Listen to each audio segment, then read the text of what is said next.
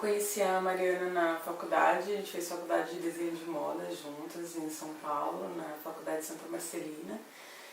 E a gente nunca pensou em trabalhar com desenho, ilustração, muito menos fazer intervenções urbanas, grafites. Depois que a gente se formou, a gente foi trabalhar juntas como estilista numa marca. E aí a gente começou a ficar mais amiga e foi vendo coisas que a gente tinha em comum, muitas sintonias. A gente montou o estúdio de ilustração, que é o Pupilas hoje, e começamos a trabalhar com ilustração e começamos a fazer paredes. Fomos convidados para fazer paredes e a gente foi indo para esse caminho.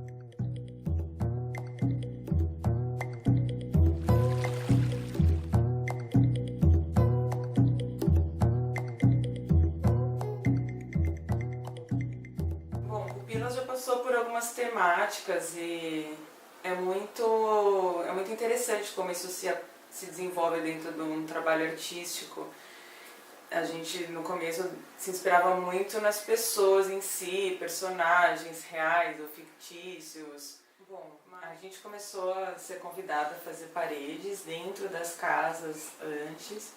Aí a gente começou a gostar e a gente começou a não ficar esperando convites para fazer paredes, começou a ser na rua e fazer esses trabalhos na rua. Normalmente a gente pega a sobra de algum trabalho, então a gente foi contratada para fazer uma parede na casa de alguém e sobrou algum tipo de material, spray, tintas, corantes, aí a gente pega esse material, vai para a rua e faz outros trabalhos, dá isso de presente para as pessoas, para a cidade, etc.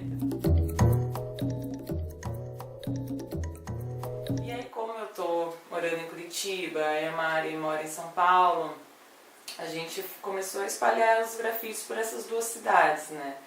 Tanto em espaços que estão inabitados, alguns muros que estão abandonados, até alguns lugares que a gente conversa com as pessoas, pede autorização e faz o grafite. Então tem muito grafite em Curitiba e em São Paulo, a maioria estão nessas cidades. A gente tem a pretensão de fazer muito mais ainda, a gente acha que a gente fez pouco. Mas toda vez que a gente viaja para algum lugar ou a gente é convidada para fazer um trabalho, aí a gente aproveita e faz algum grafite.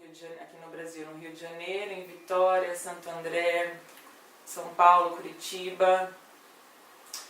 Fora do país a gente tem em Buenos Aires, em Berlim, Antuérpia, Paris, Toulouse e vários outros lugares que a gente também tem vontade, pensa em viajar. Provavelmente a gente vai fazer algum grafite. E esses fora do país foram sempre por interesse nosso, assim, né? Então a gente vai, tem vontade de fazer, pede autorização, pensa numa arte para o espaço e executa. Então é bem respeitando exatamente a essência do grafite.